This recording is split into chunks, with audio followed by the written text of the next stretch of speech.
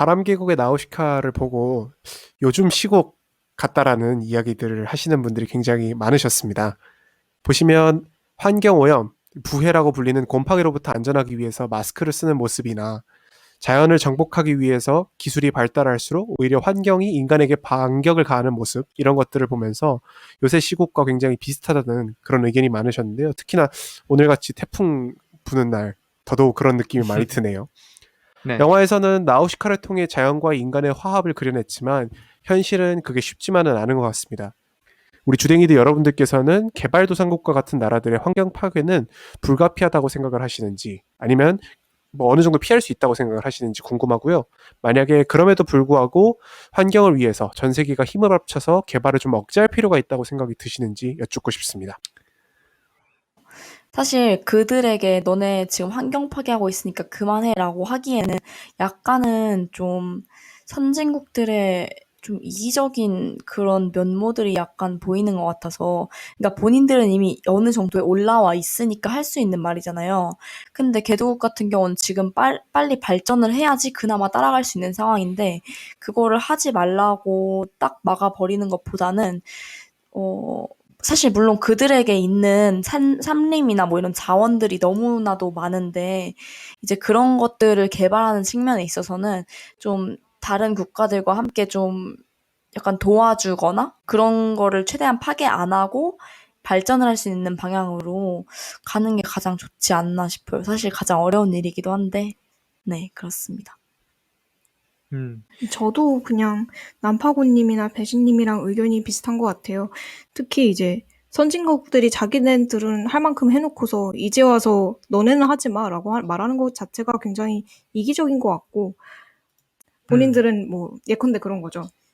저기 뭐 개발도상국에서 뭐 가솔린 자동차를 타고 있으면 그거 환경 파괴하니까 타지 마라고 말하고, 자신들은 그 가솔린 자동차와 온갖 환경 파괴를 일삼는 모든 그 개발 순서들을 다 지나서 마침내 만들어진 친환경 전기 자동차를 타고 있는 모습을 보는 것 같아서 좀 불쾌하기도 합니다. 사실 저는 좀 반대 입장이라서, 그러니까 저도 뭐 개발도상국의 입장을 이해를 못하는 건 아니에요. 말씀해주신 대로 그들도 발전을 할 권리가 있고 좀 더 행복하고 나은 생활 수준을 누릴 권리가 있다는 점에 대해서는 저도 공감을 하는데, 근데 또 우리가 생각을 해보면은 이미 선진국이 뭐랄까 발전을 한 거는 돌이킬 수 없는 일이잖아요. 어느 국가의 어떤 행동을 제재를 했을 때 환경 파괴가 보호가 되는지를 생각해보면 그건 개발도상국이 정확히 맞단 말이에요. 특히나 개발도상국들 중에는 예를 들면 브라질이나 남미 여러 국가들은 아마존이 엄청나게 크게 걸쳐져 있고요. 그뿐만 아니라 아프리카 같은 국가들에도 굉장히 천혜의 자연환경들이 거기 다 보존이 돼 있는 게 사실이죠. 그래서 저는 과연 우리가 개발도상국에 대해서 책임이 없다고 얘기를 할 수 있을까라는 건 솔직히 좀 의문이에요. 물론 이제 선진국들이 잘못하고 있는 건 사실이죠. 근데 그럼에도 불구하고 환경 오염에 관련돼서 본인들이 기술이나 이런 것들을 더 개발할 수 있는 거에 대해서 너무 고려를 안 하고 있는 게 아닌가라는 생각이 드는 것도 전 사실이거든요.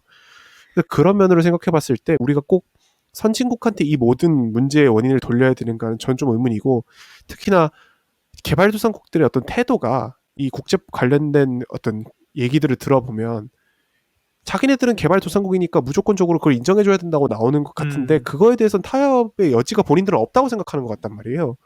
근데 또 생각해보면 물론 선진국들이 많이 양보를 해야 되는 건 사실이겠지만 개발도상국이 양보를 안 해도 되는 건 아니거든요. 그래서 그런 면을 봤을 때 좀 개발도상국이라는 지위를 내세워서 약간 너무 과하게 자신들을 인정해주길 바라는 게 아닌가라는 생각도 들 때가 있습니다. 사실 유채님이나 배지님이나 선진국에 대한 불만이 토로되는 것은 사실 지금 현재 G2라고 부르는 국가들이 대부분 다 이런 환경오염 파괴에 대해서 굉장히 무심하기 때문인 것 같아요. 특히 트럼프 대통령 같은 경우에는 뭐 말할 필요도 없이 온실가스 감축 협약도 탈퇴했고 교토의정서도 제가 알기로 따르지 않겠다라고 이야기했던 것으로 기억을 하는데, 이런 식으로 뭐랄까 자국의 이익만 챙기다가 전 지구촌이 함께 망하는 식으로 이제 공멸하는 방안 쪽으로는 안 갔으면 좋겠고, 요즘 이게 항상 건전한 방식이라고 이야기하긴 좀 어렵지만 이오나 이런 쪽에서는 이쪽 친환경 혹은 녹색 성장이라고 부르는 것을 테마를 많이 맞춰서 개발을 진행하려고 하는 것 같은데, 이쪽 포인트대로 따라가줬으면 좋겠다 하는 바람이 조금 있긴 합니다. 오늘 방송 이렇게 끝나면 될 것 같아. 공익광고협의회 딴따라딴따 이렇게 끝나면 되지 않을까? 굉장히 교육적인 내용으로. 네, 여러 가지 좋은 그렇죠. 실천 방안도 있고 좋은 이야기도 많이 나온 것 같은데 오늘의 얼척은 여기까지 듣겠고요. 다른 재치 있는 상상 혹은 보다 나은 실천 방안 있으시면 댓글로 공유해 주시면 좋을 것 같습니다. 좋아요와 구독도 잊지 마시고요. 저희는 마지막 코너인 배척으로 넘어가 보겠습니다.